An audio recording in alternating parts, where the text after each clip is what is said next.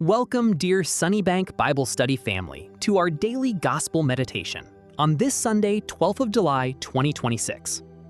Together, we will reflect on the Gospel of Matthew, chapter 13, verses 1 to 23.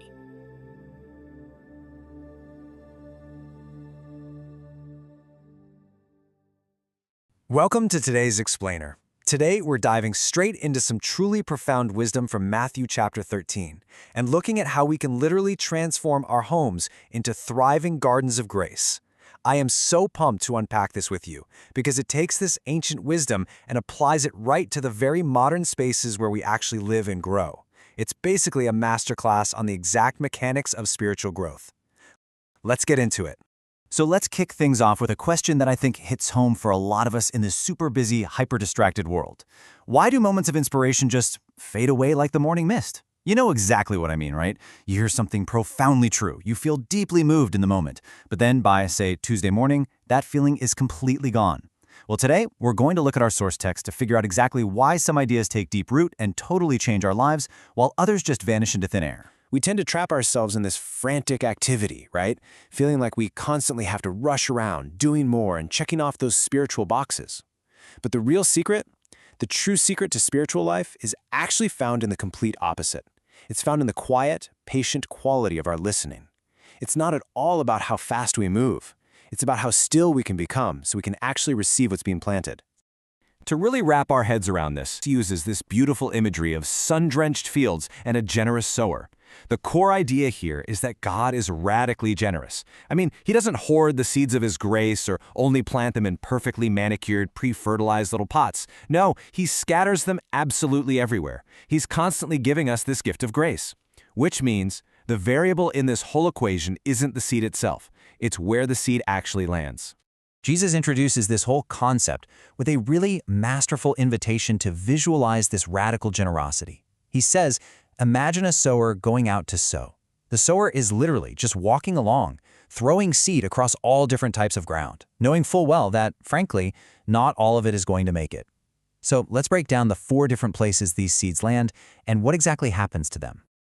Okay, so the first landing spot is the path. Some seeds fall right on the hard edge. Because the ground there is so packed down by foot traffic, so impenetrable, the seed just can't enter the dirt at all. It just sits right there on the surface, totally exposed. And almost immediately, birds swoop down and eat it up. It's snatched away before it even has a fighting chance to settle in.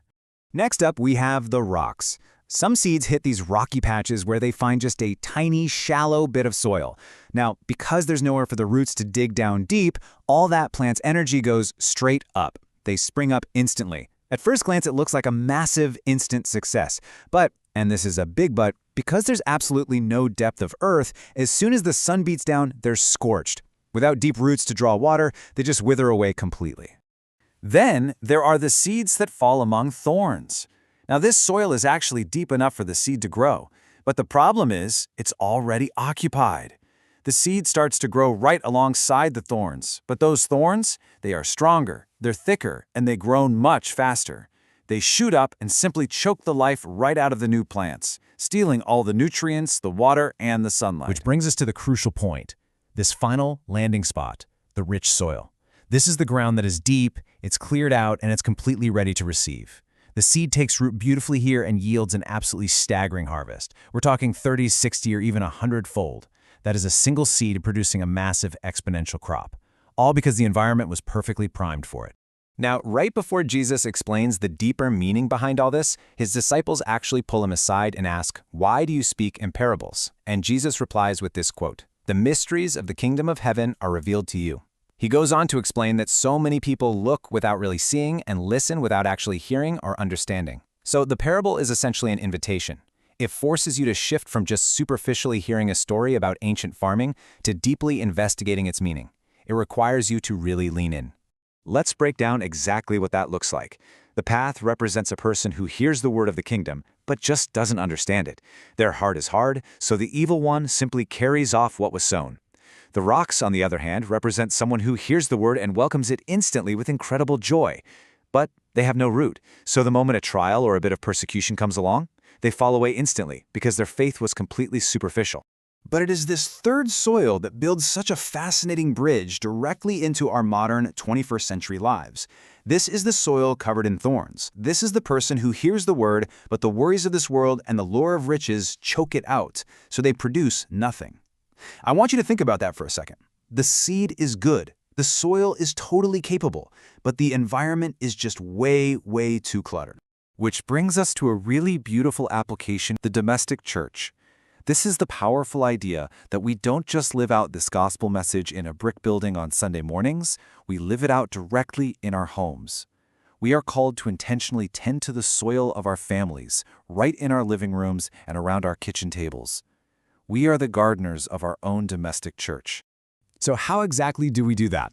Well, to transform our homes into these gardens of grace, this lays out 3 incredibly powerful, really practical daily practices. Think of these as 3 pillars. They're designed to help shift our faith from our heads to our hearts by actively clearing out the rocks and the thorns in our everyday routines. Let's look at exactly what these look like in action. The first pillar is called the presence of presence. It sounds so simple, but it is profoundly impactful. It literally just means choosing to physically put your phone away and truly listen to your family members. When someone speaks to you in your home, you are giving the seeds of their words the depth of earth they deserve. You're offering them soft, receptive soil just by giving them your undivided, undistracted attention. It's an absolute game changer. Next up, we have the sanctuary of silence.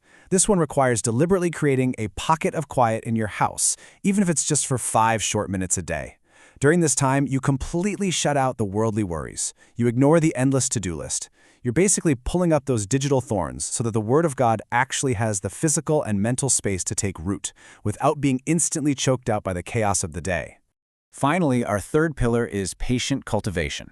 Remember, real growth happens underground. It happens in the dark, where you can't even see it. This practice is all about recognizing that some days, your faith, or the faith of your family, might feel like a very, very small seed. But we find our spiritual strength in trusting that the Father is quietly working a miracle of growth just beneath the surface. You don't have to force it. You just have to patiently tend to it. When we actually commit to these 3 practices, our homes literally transform. They become true gardens of grace. And the harvest we yield isn't just some abstract, high-level spiritual concept. It is incredibly tangible.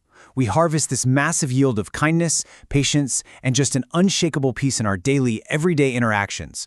As we wrap up today's explainer, I really want to leave you with a pivotal question to mull over. What is the condition of the soil in your domestic church today? Is it packed hard by busyness? Is it shallow from chasing quick fixes? Or is it getting choked out by digital thorns? But more importantly, what is one small thing you will do today to clear those thorns and cultivate a pocket of rich, welcoming soil in your own home? Thank you so much for joining me to explore this incredible text, and I truly hope you walk away ready to tend to your own garden of grace.